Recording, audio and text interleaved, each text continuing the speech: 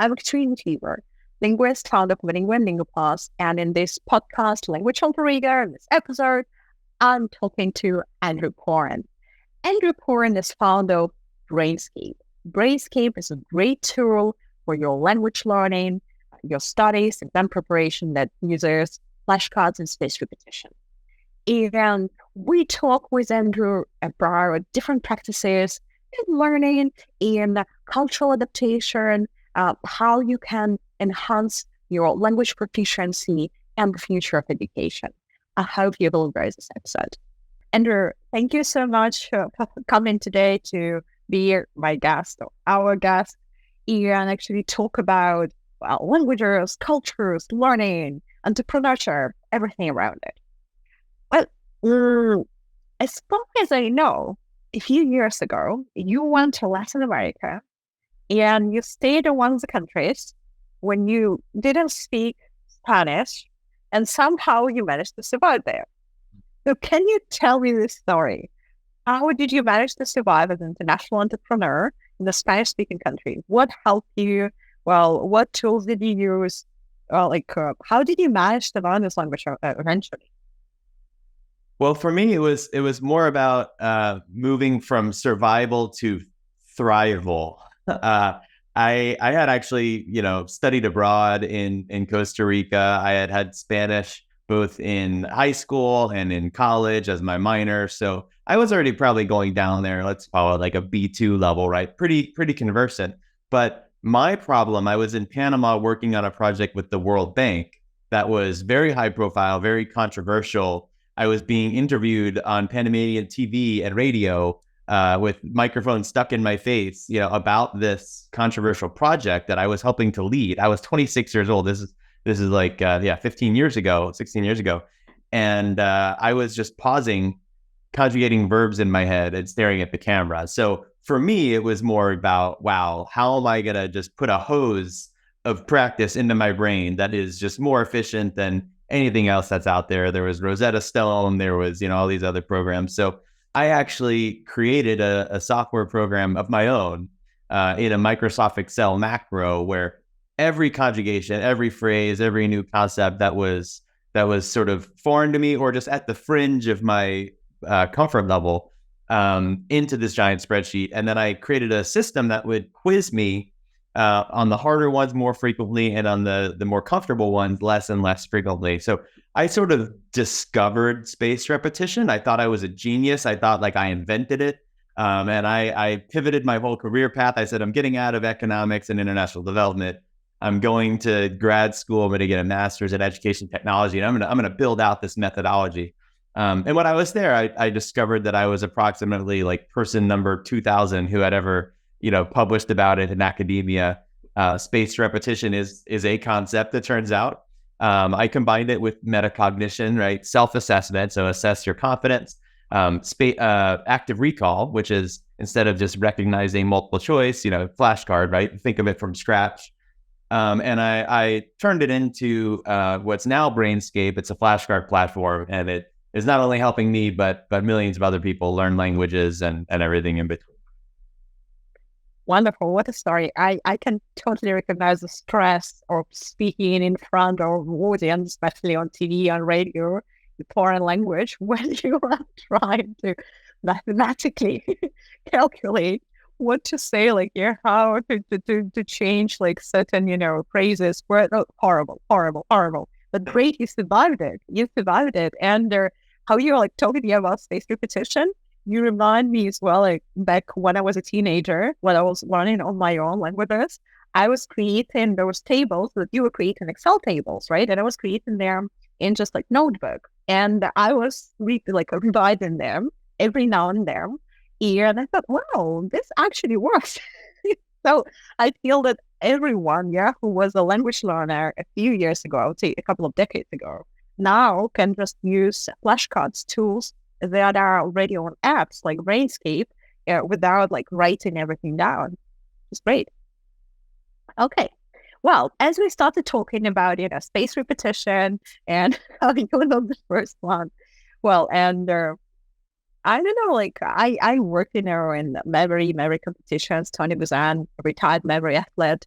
I'm wondering whether you've ever heard actually of Tony Buzan, whether you've read any of his books, and well, how did you use any information, let's say, to memorize at school before you discovered spaced repetition? What were your tools? Yeah, I'm familiar with Tony Buzan. I've read Ed Cook's stuff and a lot of the kind of memory champion techniques. Incidentally, a lot of that stuff hasn't worked as amazingly for me, at least for language learning. A lot of those techniques have to do with, and correct me if I'm wrong, making associations between topics, right? Kind of mind mapping, the memory palace technique, the mnemonics, and all those things. And what I found is often just the act of trying to create a mnemonic in your head or to create a visualization to help you remember something or a story. Now you have to remember two things. Now you have to remember the word and you have to remember the story or the visualization. And for me, the act of creating that, maybe it takes 10 seconds, 30 seconds, 2 minutes if you're, drawing a little design as they recommend in this Fluent Forever book, which I've often referenced. And instead, if you just were to say, you know what, just quiz me on that word, translation, now, and then in 2 minutes, and then in 10 minutes, and then in an hour, and a day, and whatever. And each one of those times you quiz me, it just takes 2 seconds each.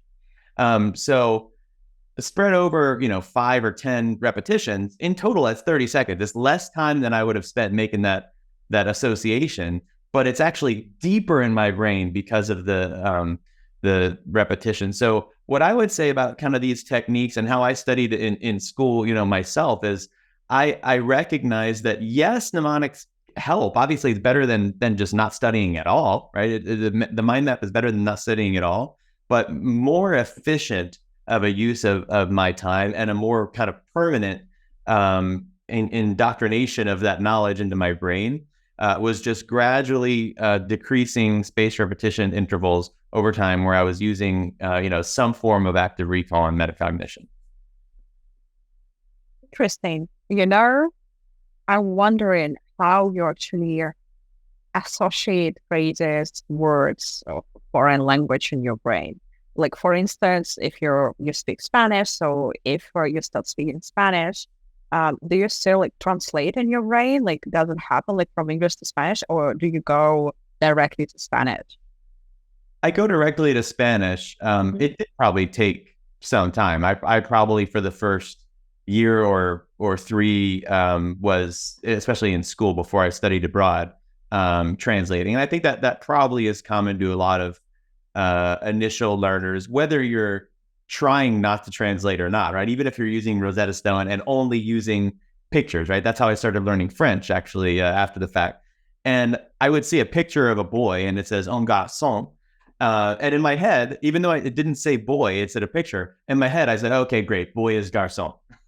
So as a native speaker of English, you're just going to do it anyway. So embrace it. Use the first language as a tool. But then I think the real step to when you stop needing to translate is once you get to a level, and I think we were talking earlier, it's around B1, where you could kind of read a book while you're listening to the book, or watch a movie, or in some way just get a really rapid stream of tens of thousands of words, 100,000s of words, just in that language, not translating. You're living in it, even if you don't understand 30% of it or whatever.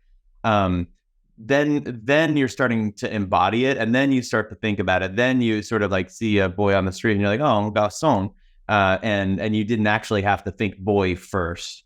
But there's sort of the initial period of just rapid learning of grammar and vocab that I happen to think translation is just a really great tool, and I think it's okay because you will eventually get to the point where you don't need to.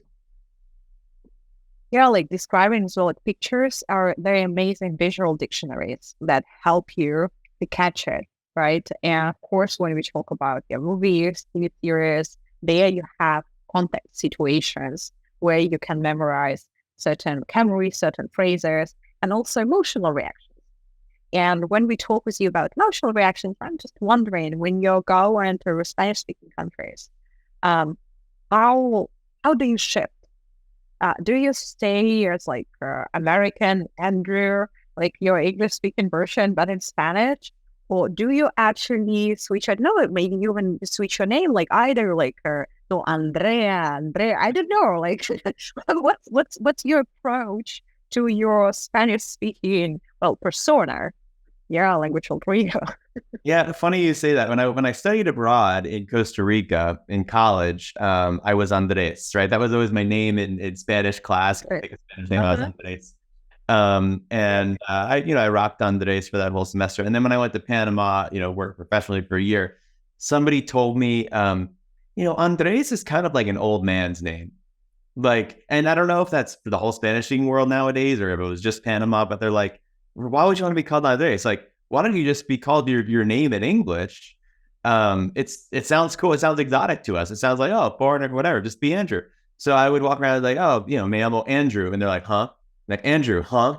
And so I had to look, Andrew. And then, oh, Andrew. Like they recognize that. So for my year in Panama and sort of since then, my name is Andrew in even in Spanish. And in terms of how that changed my personality, I'm not sure if I'm a different person just because I'm in a Spanish speaking country, or if it would be really any country where I'm speaking the second language. Because I've also, like I mentioned, lived in French speaking countries as much more of a beginner.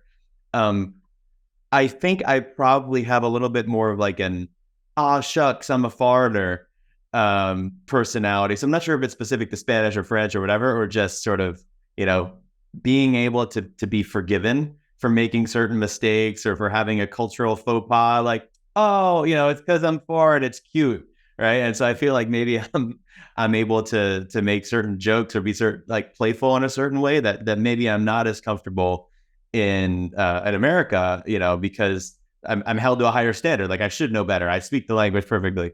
Yeah, that's an interesting question that I'd probably should go meditate and explore a little bit more. It sounds like that, because they're different paths, right? Sounds like that you are adjusting to the new reality in another country with a tourist persona. It's also possible, and it doesn't mean that you should or all, but one of the ways is to adjust to the local culture, right? Like the way how they do it. And that could be also like something, as you say, to explore and like shift from the tourist. Because no, I mean, I think definitely like it's possible that if you make mistakes and you're like, oh, sorry, I'm a foreigner, but like I'm making here like an effort to speak your language, you will be forgiven. But it's interesting to see if you can like shift and become, let's say, more local in a way. Yeah, because it's also a different attitude. Because I noticed like my friends like who are multilingual look shared with me that especially when they look similar in a way, like some facial features, your specific country, so locals treat them in a different way when you compare to tourists. And when they also like speak the language, so they make effort and also adjust, it's a different world. That's what's interesting, like what it is like to be a tourist in a country where you speak the language, great, and what it is to be more like embraced by the locals. Because like you just, naturally just adjust and see how it is, but interesting. Okay. Well, so then when we talk with you about all the professionals, like right now, AI taking over in a way, like, and everyone is scared what's going to happen. But what do you think? Like all these professionals who are now there going to global companies, do they actually need to learn the language, or should they just wait for AI to take over and just do all the translations and interpretation? Like, what's your take on that? And like, if so, like, what about all this? Well, doctors, right? Medical science, or doctors, programmers, lawyers. So, do they need the language? Do they need a culture? Like, Who would you rather do a business deal with? The person who has to speak into a phone and then have their phone, translate something with AI, or you go out for drinks after, to bond with them, and you're having to translate or read on my screen, or somebody who has taken the time to really get to know your culture and get to know you. Obviously, the second person. Relationships are always going to matter in business, in medicine, in law, whatever the field is. So I don't think language learning is going anywhere.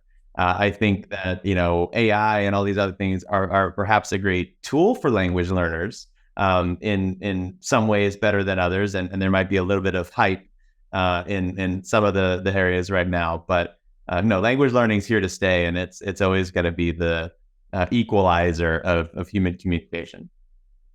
Interesting. Okay. Uh, well, as far as I understood, so first you were learning Spanish because of as well, like your major minor, right? So minor was in Spanish, and then you started and went to different Latin American countries. What about then French? How was your journey with French? And I believe it still is. Like, so what did you do? Was it like after Brainscape, before Brainscape? Like, do you use 12-space repetition? And what do you use now?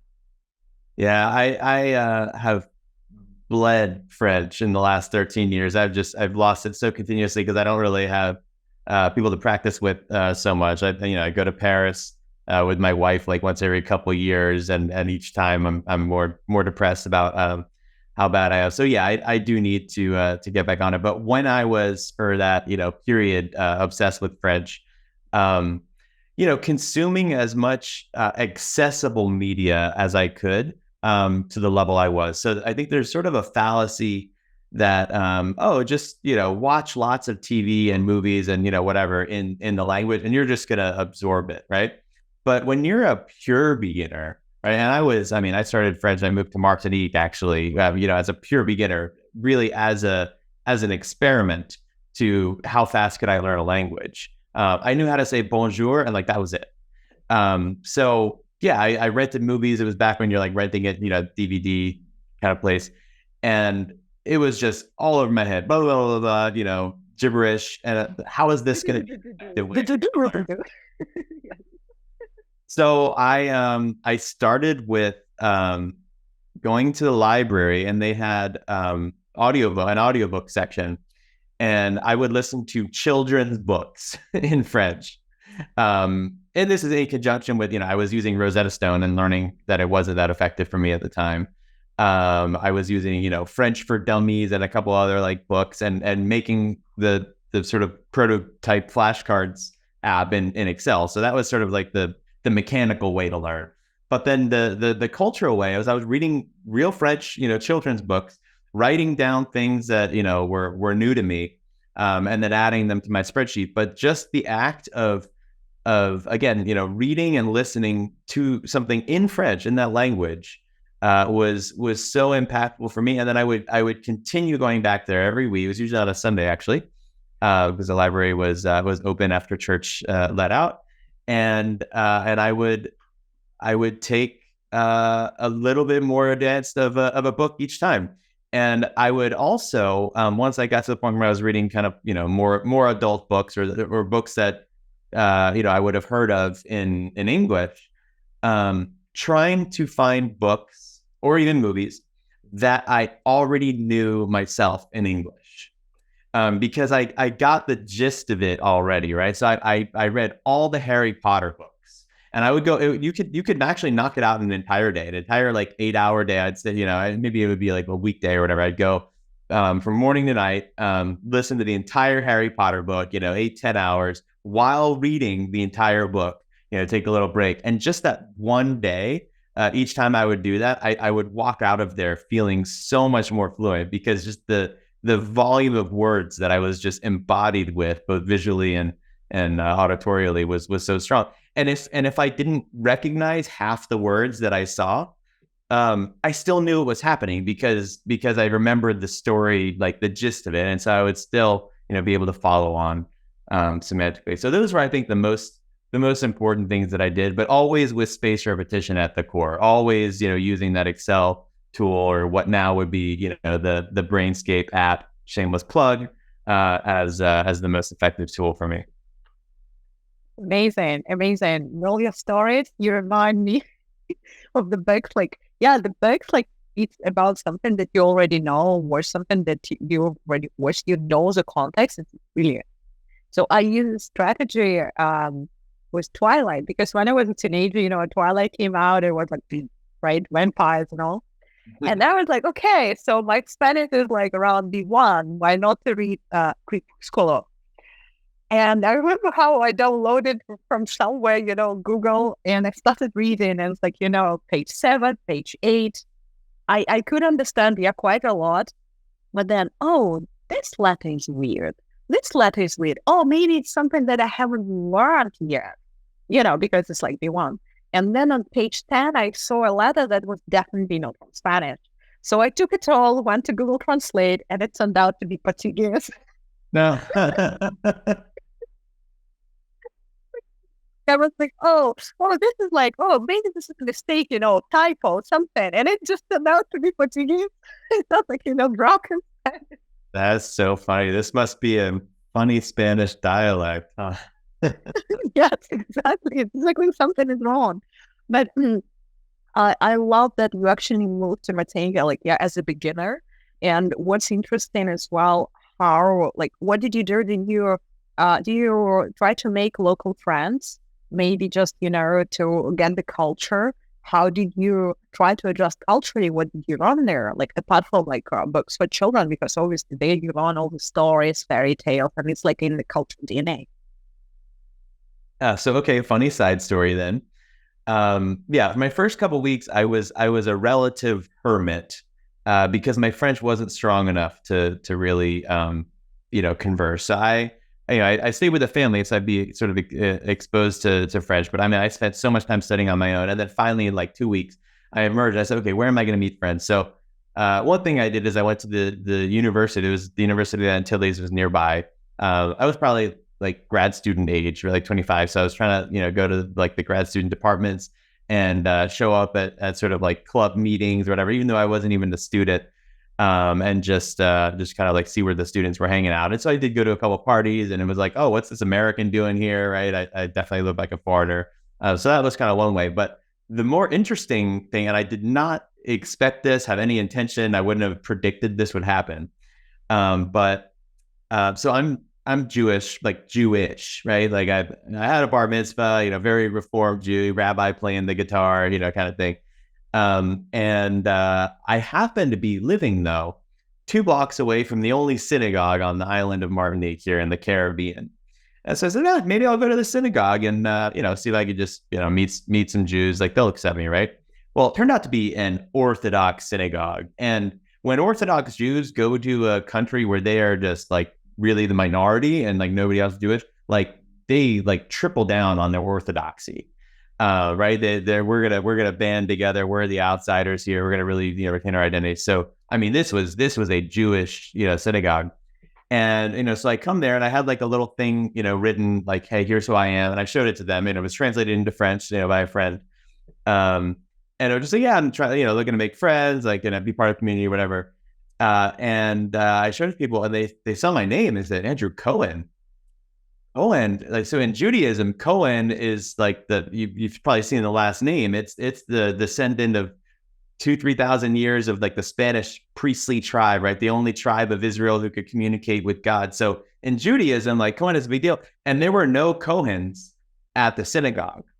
So this Martinican Jewish tribe, most of whom were actually Algerian refugee, like second generation Algerian refugees from the Algerian War in like the 40s, who had first been in France and then in Martinique, spoke French, like highbrow, kind of Parisian French, but in sort of a Jewish flavor, and Yiddish and stuff like that. But French was how they communicated. So they started, different families wanted me to come over to their house, bless their unborn child, like do all these in Hebrew that like I barely, knew how to read these prayers because my Hebrew is so bad. But yeah, for 3 months, my like cohort of people in French speaking Martinique were Orthodox Jews with the beards, the hats, the everything. So I learned a lot about Judaism as well as a lot about French. And they thought it was they did not want me hanging out with the locals that go, oh, we're doing all these impure things. So it was very interesting. I had like kind of my local, college student, grad student friends who were like, why are you hanging out with these Jews? And then I had the Orthodox Jews, and I at my last day there brought sorry for this long story, but it's interesting to your use. My last day there, I had a party. It's like my going away party. And I brought together the worlds, and I was, conversant enough at French at this point that like each person I would try to find like, what do you have in common with this person? And I would bring them together and introduce them. And but by the end of the party, I just sort of stepped back and I was looking and I was watching all of them, connect with each other, talk with each other, probably talking about me. I guess I was the topic they had in common a lot too. But it was just such a joy to, have gotten to that level of French speaking that I was actually able to connect to completely disparate cultures. And that's the power of learning a second language and really, getting culturally deep with it. Wow, that's amazing. Thank you for sharing it. Because this is like the wisdom is about finding how to connect with people. Yeah, and as you were saying, you were trying to figure out whether, well, to go and meet with local students, maybe to go somewhere else, like Singapore, like using this connection. Then it's amazing what you discovered. Like, what comes to my mind, there are a couple of questions. Like the first one, when you're in just foreign countries, when you live there, work there, now, how did you choose your like new friends? Were they like foreigners with whom you would speak in English, or were they locals? Like what would be your natural instinct? Like before, now, like how does it work for you? Early on, when I was a super beginner, I took what I could get. I wanted locals, and I wanted only people who would speak French with me. And so the type of person, never mind, I'm not going to say this. Yeah, I was desperate. I would take anybody who would be friends with me, and they might not have been the same people I would have been friends with in America.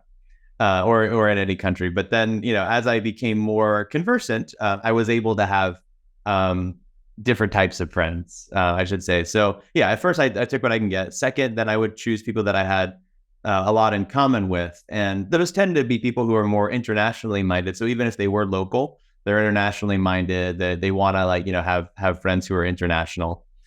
And I don't know if that's a brilliant answer. You choose friends with people that you click with.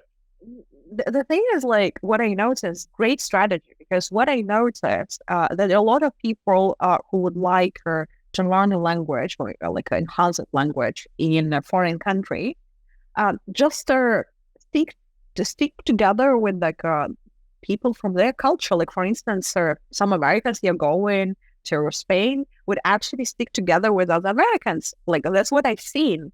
And I'm saying, no, this is wrong in a way, because you can't progress like this. You need to make friends with locals and you need to speak in that language. Mm-hmm. So I would typically say, like, if I would go, because also like I had a chance to stay with a family, with like other people. Now I would say, okay, we're in this country, we're learning the language, we're speaking only in the language. We don't switch.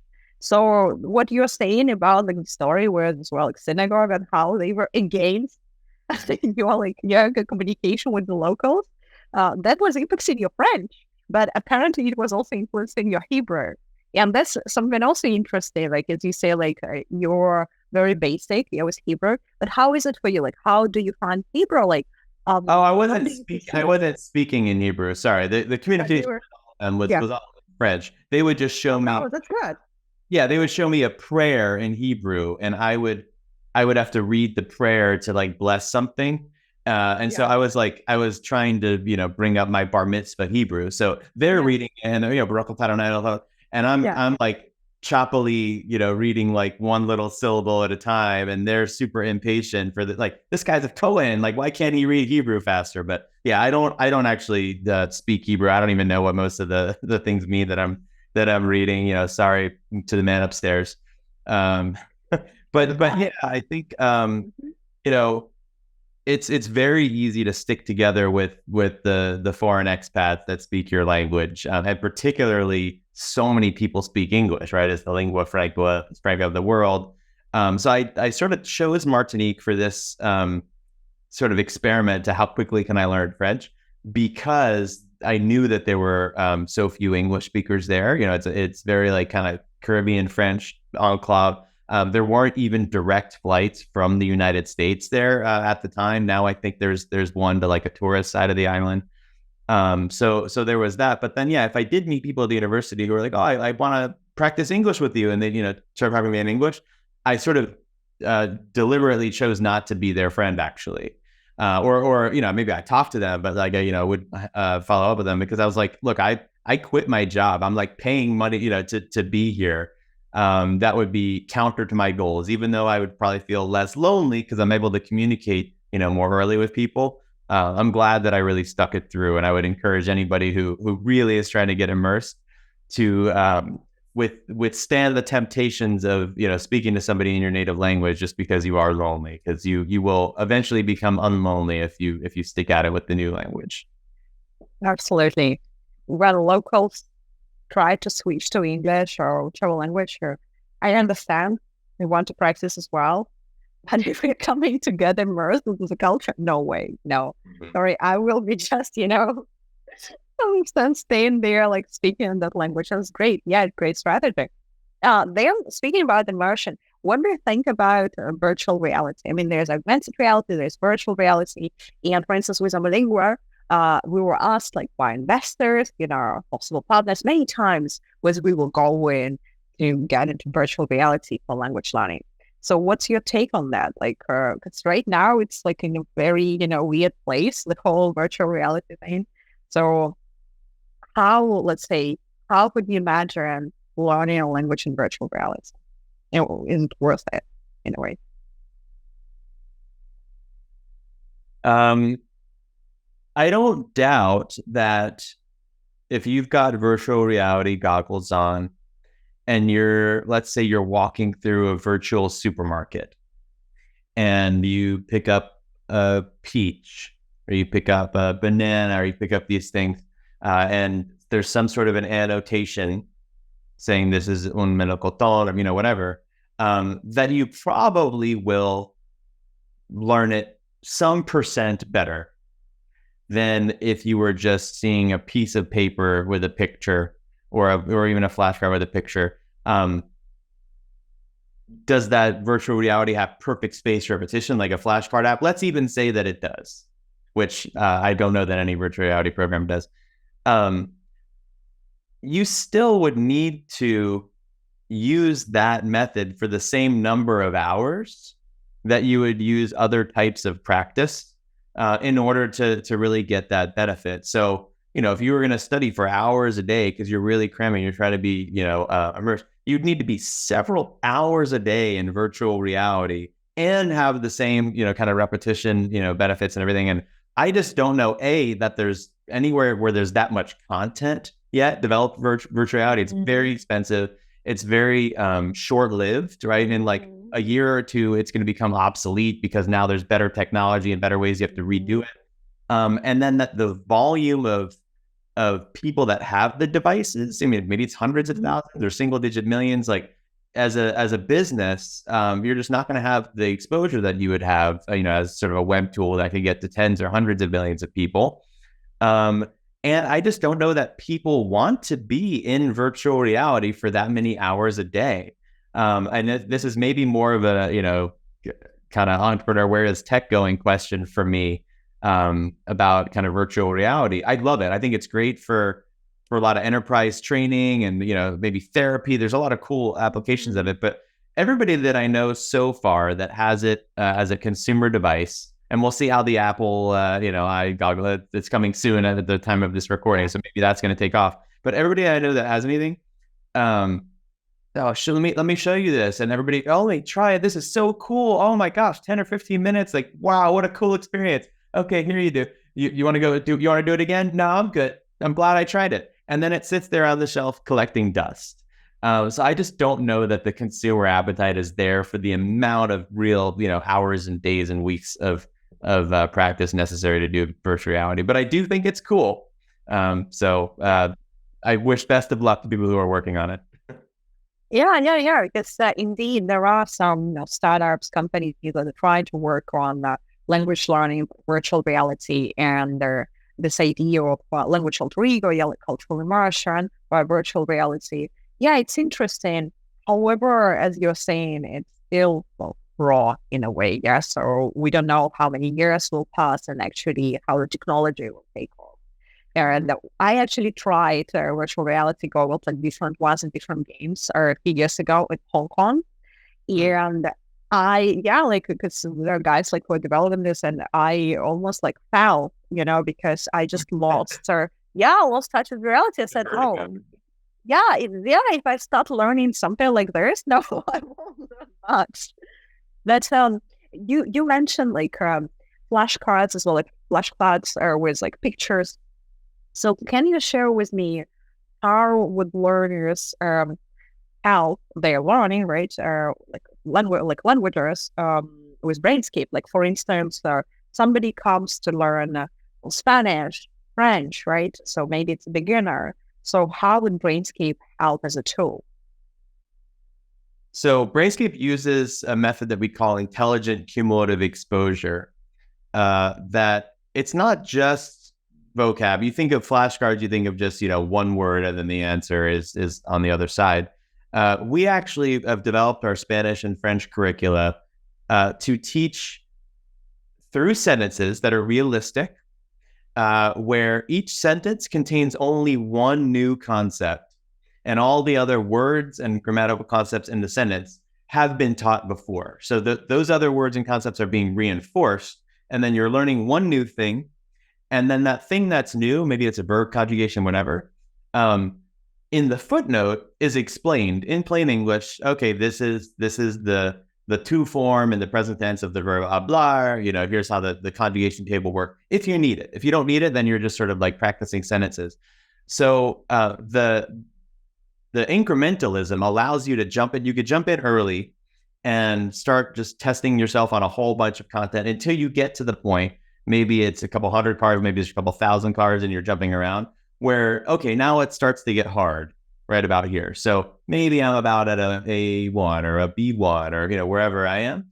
And then going forward from there, it's just purely incremental and purely compounding using the power of spaced repetition. So again, the hard ones, you're rating yourself on a 1 through 5. How well did I know this sentence or this concept? If it's very hard, I give it a 1. That's going to come up very soon. Whereas if I know it perfectly, how do you say hello? Oh, it's hola. I give it a 5. I'll never see it again. So you're optimizing your pace of repetition, your personalized knowledge stream into your brain, while gradually building upon your skills with real world example sentences that you would actually use in conversation. So I can't think of a better self-study tool. It is as close as possible to having a tutor with you, because in the real world, like, you want to have a conversation, right? You want to start by talking, and so you want to say a sentence, right? In a conversation, the sentence is coming from your head. In Brainscape, the sentence is coming from, here's this English sentence, can you say it in this language? And then you're probably going to get it wrong, especially if it's a new concept. And so if you get it wrong, the tutor is going to say, actually, here's how you would have said it, and then explain it to you. And that's exactly what Brainscape is doing. And then just like a tutor who knows, this is a hard thing for you, I'm going to ask you again in 2 minutes or in 10 minutes to really practice on this thing. Brainscape will do that for you. So we're not going to replace tutors. We're not going to replace a language conversation partner, obviously, but we're going to help prepare you for them by making it less painful for your language conversation partner to have to do all this correction, because you've done it with the system. And then there's 2 ways that a conversation partner can actually help as a complement. One, they can, especially if you have a tutor, they can see in a dashboard how you're doing. And so, okay, I can see that this person is up to level, A2 at Brainscape, or that they just practice the preterite tense or reflexive verbs.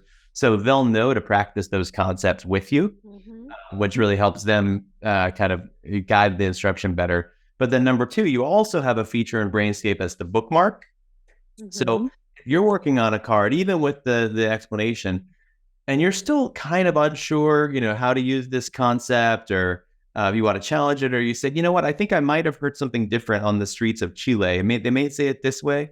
You want to bookmark it. So now you have a series of bookmarks, so that when you sit with your tutor or your conversation partner, you can go through the bookmarks and really drive your own tutoring lesson. Instead of them telling you, here's what we're going to talk about today, you're coming to them and saying, here's what I want to talk about today, because here's the things that I've flagged have questions with. So by flipping the classroom, by flipping the learning experience, you're really able to make the curriculum driven by the actual pace of the learner themselves.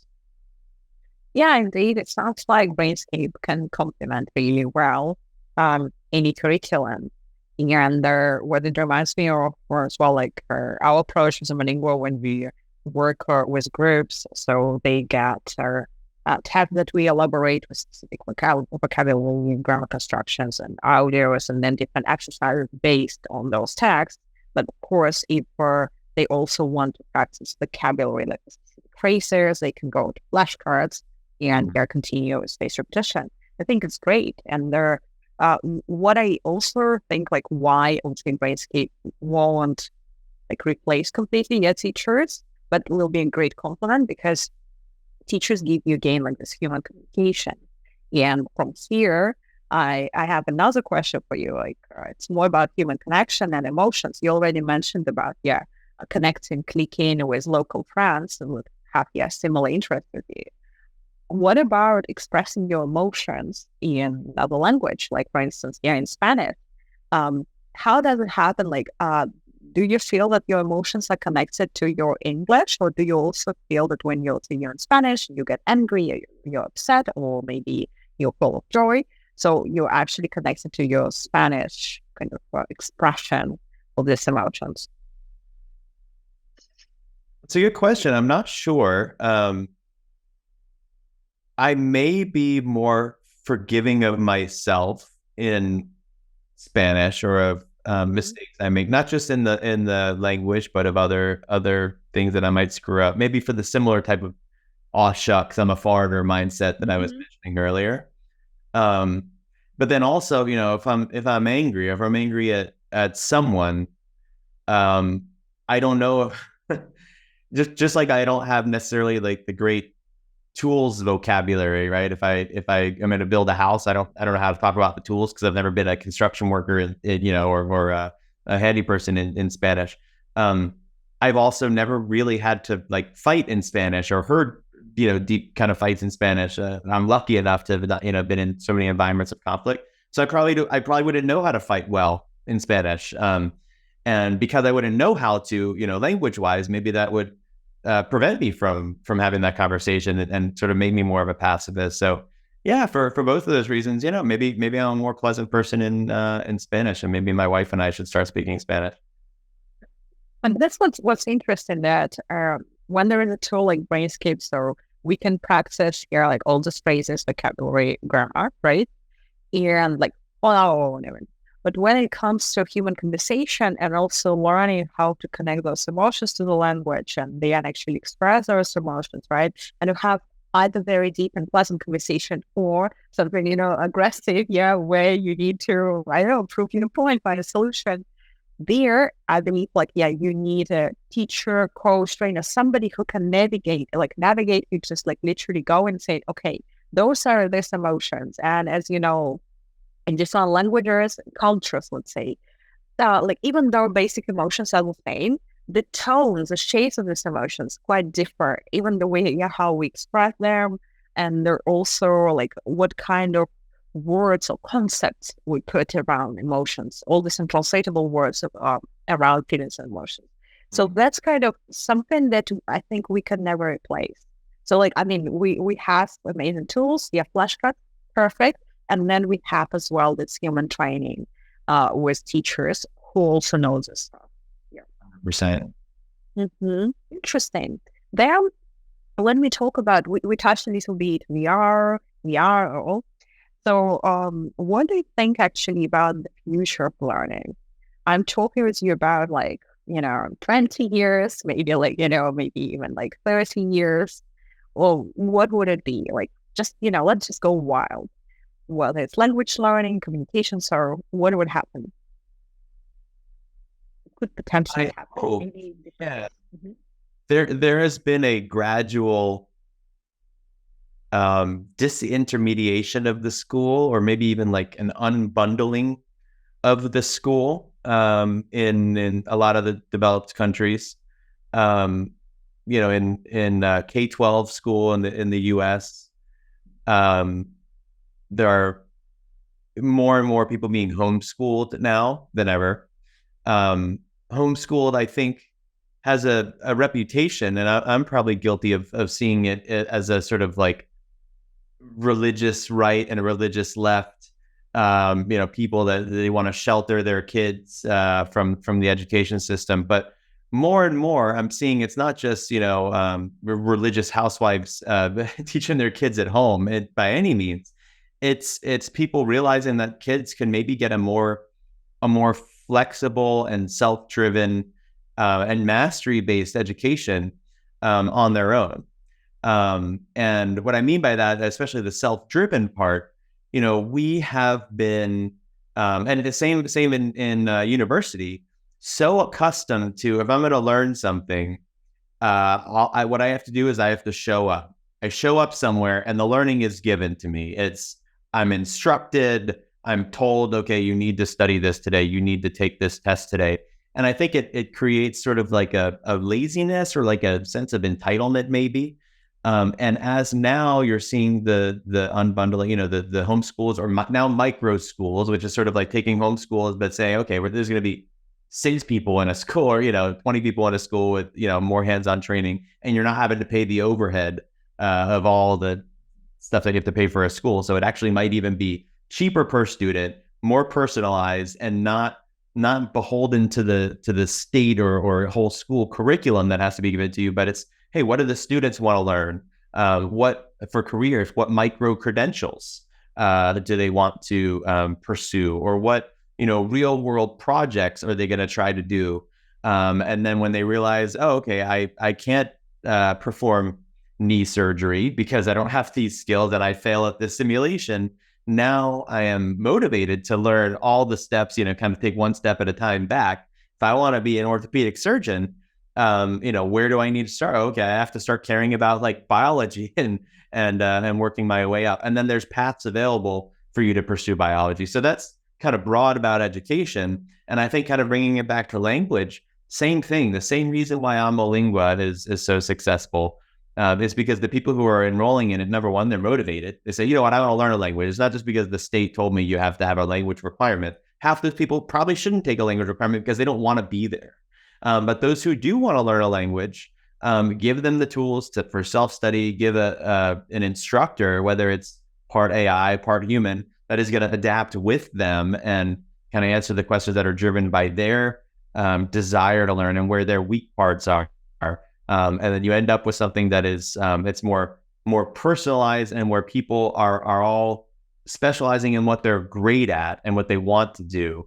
And you're going to have more engaged people. And I think societal benefits too. I mean, so much crime and vagarism and anxieties and all kinds of things I think are at the root caused by a mismatch of people who they don't have dreams, and their sense of reality is so different from where they wanted to be, or if they were a sense of flow and engagement because they're working on what they want to be, from an early age, and you're teaching them how to seek out subject matters or activities where you could be in flow. I think that will, bring about a better societal enlightenment too. And it does start with education, but there's a lot of work to do. And for every bright spot that I see, there's also challenging spots and institutional entrenched interests who are fighting against that type of change too. So yeah, it'll be a really, really interesting next couple of decades where the entrepreneurs, the venture capitalists, the education innovators, and the legislators are all kind of working together and fighting to hopefully end up in a better place. It's a very interesting answer because, I worked a lot on like global education futures projects, like back in time, and what you're saying actually coincides in what we were like researching and the way indeed all this personalized learning path will hopefully be dominating, as you're saying, and will make a massive impact on society.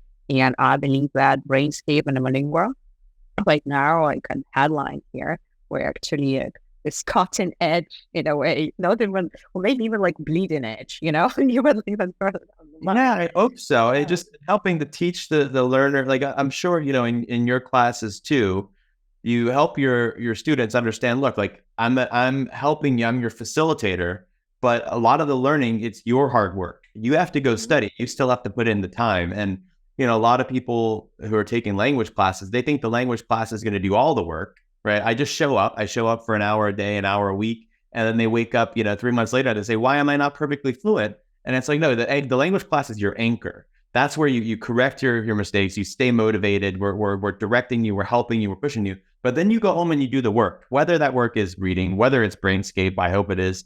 You really need to have both the instruction and the self study. And I think we're creating the right complement.